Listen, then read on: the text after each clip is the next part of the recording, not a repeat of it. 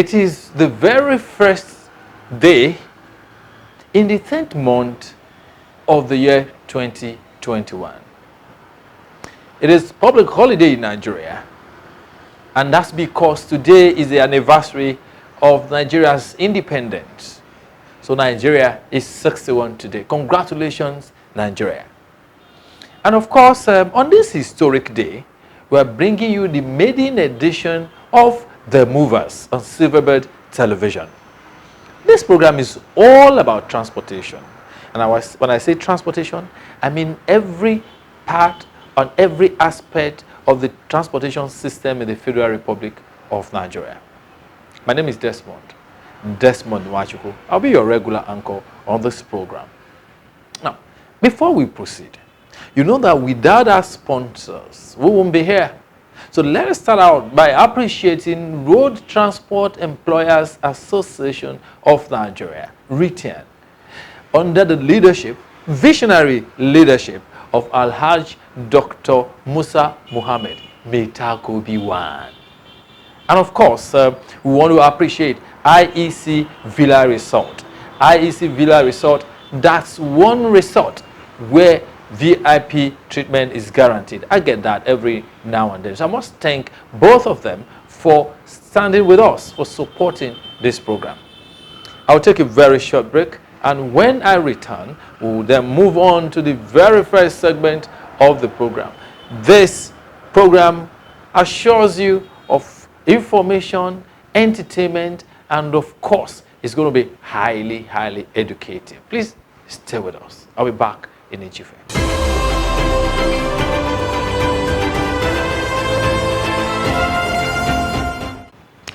Welcome back. You're still watching The Movers. How much attention do you pay to the tires of your vehicle? And what determines your choice of tire? Basically in Nigeria, you know, it's either you go for brand new tires or you go for the one that is known as Tokumbo. What informs your decision and your choice of tire? There are very salient information that you need in the special report coming right about now for you with regards to your tires. It's put together by Todualike Ali. After that report, we will go straight into the interview segment of this program. It is a no-hold-bar and highly informative interaction with a doyen in the transportation industry. Please stay with us.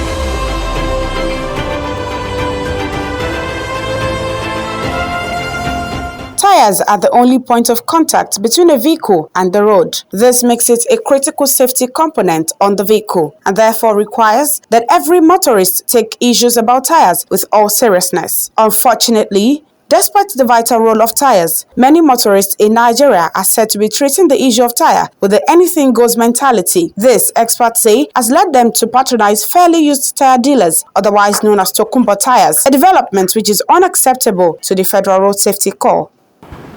The Federal Road Safety Corps discourages entirely the use of Tokumbo tires on vehicles. Some tire dealers, however, attributed the use of Tokumbo tires to economic reasons, an argument that the Federal Road Safety Corps finds unacceptable. The new tire is cost now because of the situation of Nigeria. But if you won't buy new tire now, starting from different of sizes, now we can say that 195/65/15 where they said 13.5 before, it's now 18,500. So it's too cost now. Everything we are talking about the tariff, everything don't increase. Now as I'm talking to you now, we are sending the tariff you are sending 12,000 naira before for taxi. You know taxi. All those small taxi, micra. We are sending all those 10,000, 12,000 before. As I now, we are sending 17,000 naira. Now tell me, all those people now, they are not. Many of them now, they are not buying new tire now. You just go to where they are selling Tokumbo, you buy Tokumbo. That is what I can say. We carried out some research, and the findings is that most of them say dwell on economic reasons. that they can't afford to buy new tires. But to me, that is absurd. If you lose a limb, you can't get spare. You can't get spare limb, whatever. So use of new tire is even more economically wise than to buy Tokunbo tire. You buy Tokunbo tire, now even all things being normal, nothing happens. You have to change that tire before the end of the year. It will wear out. The position of the FRSC can be understood from their statistics, which assets that in 2016, for instance, there were 2,486 vehicles using about 10,024 used tires, out of which 61% were expired. The survey also showed that 35% of vehicles in that period drove on fairly used tires and 15% on rebuilt tires, while 9% were completely worn out. Ahmed Umar, who linked such infraction to largely commercial vehicles, further explained the implications. This issue of Tokunbo tires is more on commercial vehicles, especially buses, those Mazda buses. It's very disheartening that they use those vehicles for commercial purposes, but they fail to use new tires. And those buses are 18-seaters, at least. Most of them are 18-seaters, 24-seaters, something like that. And when you consider the ratio, one driver to 18 passengers, it's very high. It's very high, and a single crash will occur, and it will result to so many casualties. So it's a very worrisome situation. A stakeholder in the industry who does not want to appear on camera claimed that folding up of Michelin and Dunlop tire companies in Nigeria over epileptic power supply, among other factors, left motorists at the mercy of Tokunbo tires. Asked to compare a Tokunbo tire with a new one, this tire dealer responded in this way. You are talking about the difference between Tokunbo and new tire. My dear sister, you need to wake up. Why are you going to compare the Tokunbo tire with new tire? It is impossible. I will just give you an example. My brother now, let us assume that he went to work. And I call you a lady that is a virgin lady. I don't understand. Someone, a tear robber. You know what I mean by tear robber? Someone that's, I've never had any sexual intercourse with anybody, a virgin. Let us assume that when I give my brother a virgin, someone that is not virgin, and I also give you someone with 3 or 4 children, which one are you going to take? Answer me now. Which one are you going to take? You will prefer the virgin because the difference is clear. That is the reason why I say new tire is more better than Tokunbo. And that ends the special report segment on The Movers. I am Toluwaleke Ali.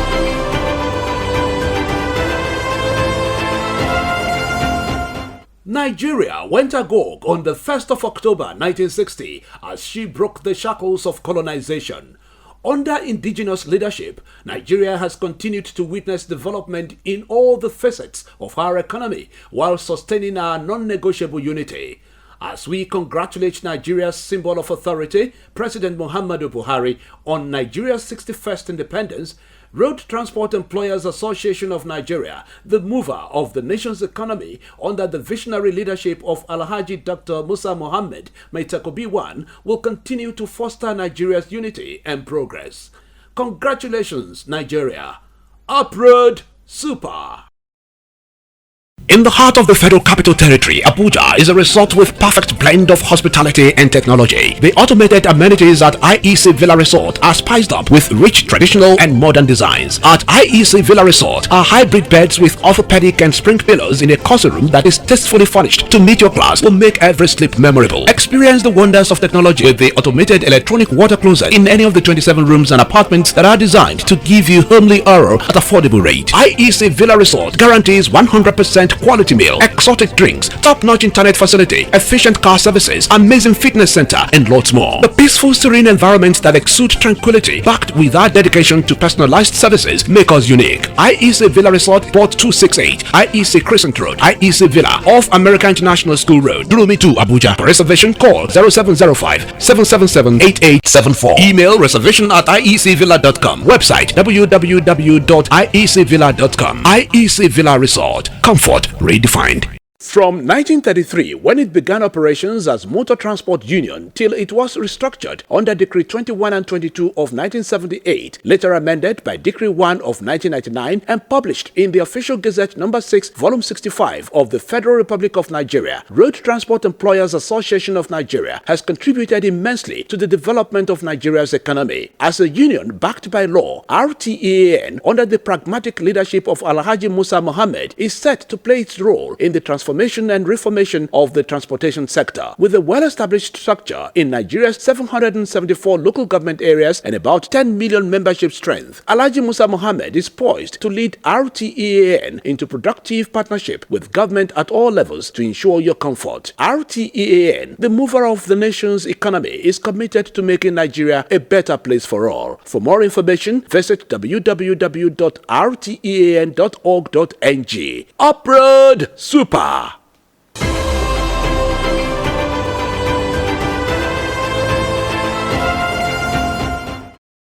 Our guest is the pioneer Vice Chancellor, Tai Solarin University of Education, Ijagun.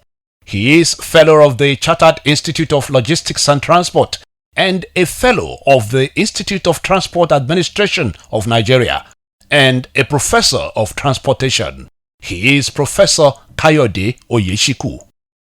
Prof, let's begin this way. Do an appraisal of the transportation system in Nigeria. Are you satisfied with what's on ground? Thank you very much. To a very great extent, no. When you consider the extent of the investment that have been put in place and the resources that are available, both fiscal, human, and technical, available to Nigeria by Nigerians, we should have done better than what we have. I must say, however, that the last 2 years or so have actually witnessed tremendous improvement in the approaches and the process of putting in place a well-coordinated transportation system. But nevertheless, we can do better than what we have. What exactly is missing in our transport system? Yeah, I'm going to take it from two major perspectives. The first is that of the complete absence of a policy, national transportation policy, and two, lack of coordination between the federal and the state government. For the policy, in 2017, we had another draft policy of national transportation. 2015, we had a previous one. 2002, we had one. 1993, we had one. 1965, we had one. We have never been short of transport policy statements. But once the statement is actually put together, for one reason or the other, implementation becomes a very lackluster approach by the government. Ideally, what is auspicious for transportation policy is for it to pass through the assembly. Let them also have a feel and buy into it, and perhaps come up with a bill after which its implementation becomes mandatory. The second perspective is the coordination. Virtually every modes of the transportation system are being running at cross purposes. Each mode, rail, running independent of the maritime. And that is why, to a very great extent, our seaports are yet to be effectively connected by rail. It is also by the same token that the airports are also not connected by the rail. What is considered normal in right climes is for the rail system in particular to be linked directly to the seaports and to the airports. And the reason is very, very obvious. For the rail has its right of way, it has little delay. So you see, you can actually time when you're supposed to be in the airport and pick up your trips from within the city or even outside the city to wherever you want to go in the airport and the seaport. Perhaps what is also very germane, we cannot actually be ferrying our heavy goods and services from the seaports by road. That is why it becomes extremely very expensive to be maintaining those roads. No matter the nature of the investment that you put on the roads, most of them are not actually designed for the heavy goods that are being transported. And within 5 or 6 years, they are also gone bad, right? But when the rail actually moves out these goods out of the seaport back to the hinterlands, then the trailers that then come up and be picking them from one end to the other. They will not be running logistics services rather than the main transportation services from there. But from these two perspectives, we have actually missed it all along. Now, you are a professor of transport. Do an evaluation of infrastructure. We have the infrastructure in place in Nigeria. How will you describe it? I can describe it as very terrible. Right. And I'll quickly give a brief mode by mode. Every Nigerian, well, most Nigerians actually travel by road from one point to the other, particularly the interstate services for the road. Greater percentage of that particular road are actually in the state of disrepair. And the extent to which the government put in place certain mechanism to fix those roads are actually extremely very slow. The Lagos-Ibadan Expressway has actually been there since 2007. This is 2021. We kept on just struggling, and we then ended up compounding the problem. Accidents, containers falling off as a result of. They are just everywhere. Not Lagos-Ibadan Expressway. Ibadan, Oyo is actually there. Oyo, Ogbomoso is there. You'll be very, very unlucky to travel between Ilorin and to go to Abuja. You have to pass through Jeba, Kaba. It is a harrowing experience. And this goes around. So, invariably, it's nothing to write home about. But as I've said, some mechanism has been put in place to fix most of those roads, but they are extremely very slow. Rail is perhaps my greatest joy recently, because in the last 2 or 3 years, some of the efforts that have been put in place to get our standard gauge of the rail line is becoming a fruition. Lagos-Ibadan. I have traveled Lagos-Ibadan 3 or 4 times by rail, and I can tell you I'm extremely very happy. The stations are modern, the rail systems are very, very functional, the locomotives are working very perfectly. And virtually every passengers along that I interview have highlighted the fact that that is the beginning of the modern transportation system in Nigeria. And mind you, the booking for those rail services are almost 100% full at any point in time. And it shows the desire and the potentials that these networks actually have for movement of goods and services in Nigeria.